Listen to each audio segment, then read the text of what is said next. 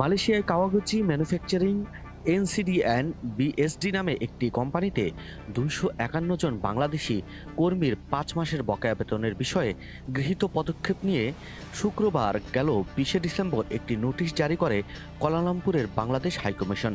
নোটিশে বলা হয়েছে, চলতি বছরের সেপ্টেম্বর মাসে ওই কোম্পানির কর্মীদের বকেয়া বেতন সংক্রান্ত একটি অভিযোগ হাইকমিশনের নজরে আসে। হাইকমিশন তাৎক্ষণিকভাবে কোম্পানির প্রতিনিধিদের হাইকমিশনের উপস্থিতির অনুরোধ জানানোপূর্বক হাইকমিশনে বাংলাদেশি কর্মীগণের প্রতিনিধির উপস্থিতিতে একটি সভার আয়োজন করে। সবাই উভয় পক্ষের সম্মতিতে বকেয়া বেতন ধাপে ধাপে ডিসেম্বর মাসের পূর্বে পরিশোধের ব্যাপারে কোম্পানি কর্তৃক প্রদত্ত প্রতিশ্রুতির মাধ্যমে সিদ্ধান্ত গৃহীত হয়। এ প্রেক্ষিতে সবার ৩ দিন পরে হাইকমিশনের কর্মকর্তা প্রথম সচিব শ্রম সুমন চন্দ্র দাসের নেতৃত্বে একটি প্রতিনিধি দলের উপস্থিতিতে কোম্পানির সভাকক্ষে প্রতিশ্রুত প্রথম কিস্তির বকেয়া বেতন পরিশোধ করা হয় এবং যথারীতি কর্মীগণ কাজ করেন এবং কাজের বিপরীতে প্রাপ্য বেতন পেতে থাকেন। নোটিশে আরও বলা হয়, কয়েকদিন আগে কর্মীদের পক্ষ থেকে হাইকমিশনে আবারও বকেয়া বেতন প্রাপ্তি সংক্রান্ত অভিযোগ আসে। অভিযোগের প্রেক্ষিতে কোম্পানির প্রতিনিধিদের ফের হাইকমিশনে ডেকে সভা করা হয়। সবাই কোম্পানির প্রতিনিধিরা তাদের আর্থিক দুরবস্থা, বিদেশি ক্রয়াদেশ বাতিলের প্রেক্ষিতে উৎপাদন বন্ধের বাস্তবতা সহ বিভিন্ন বিষয় উপস্থাপন করেন।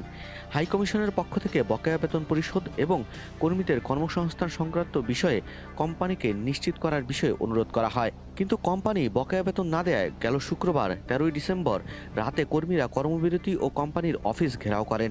খবর পেয়ে হাইকমিশনারের নির্দেশে রাত ১১টার দিকে হাইকমিশনের প্রথম সচিব শ্রম সুমন চন্দ্র দাসের নেতৃত্বে কোম্পানির অফিসে যায়। পুলিশ বিভাগের সদস্য, কোম্পানির কর্মকর্তা ও বাংলাদেশি কর্মীদের সাথে আলোচনা করে অবরোধ প্রত্যাহারের ব্যবস্থা নেওয়া হয়। আলোচনার ধারাবাহিকতায় শনিবার ১৪ ডিসেম্বর সকাল ১০টার দিকে পুনরায় পুলিশ, কোম্পানির কর্মকর্তা ও কর্মীদের প্রতিনিধিদের উপস্থিতিতে একটি সভা অনুষ্ঠিত হয়। সভায় দীর্ঘ আলোচনায় সমস্যার সমাধান খোঁজা হয়। এ বিষয়ে একটি অভিযোগ নিয়ে আগামী ১৮ ডিসেম্বর শুনানি হওয়ার কথা রয়েছে। এ সময় সবাইকে সে সময় পর্যন্ত অপেক্ষা করার পরামর্শ দেওয়া হয়েছিল।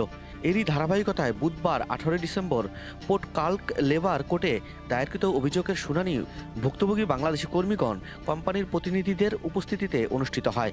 শুনানি শেষে উভয় পক্ষের সম্মতিতে সমস্যা সমাধানের লক্ষ্যে বেশ কিছু সিদ্ধান্ত গৃহীত হয়। লেবার কোর্টের সিদ্ধান্ত অনুযায়ী পুরাতন কর্মীদের মধ্যে যারা দেশে ফেরত যেতে ইচ্ছুক তাদেরকে কোম্পানির ব্যবস্থাপনায় জানুয়ারি মাসে দেশে ফেরত পাঠানো এবং অন্যান্য কর্মীদের মালয়েশিয়ায় স্বরাষ্ট্র ও মানব সম্পদ মন্ত্রণালয়ের মাধ্যমে মালিকানা পরিবর্তন করে তাদেরকে নতুন কোম্পানিতে কর্মসংস্থানের ব্যবস্থা গ্রহণ ও বকেয়া বেতন কিস্তির মাধ্যমে পরিশোধের সিদ্ধান্ত গ্রহণ করা হয়। বাংলাদেশ হাইকমিশন এ বিষয়ে মালয়েশিয়ার সংশ্লিষ্ট সরকারি কর্তৃপক্ষ ও কোম্পানির সঙ্গে নিবিড় যোগাযোগ রক্ষাপূর্বক কাজ করে যাচ্ছে বলেও নোটিশে উল্লেখ করা হয়েছে।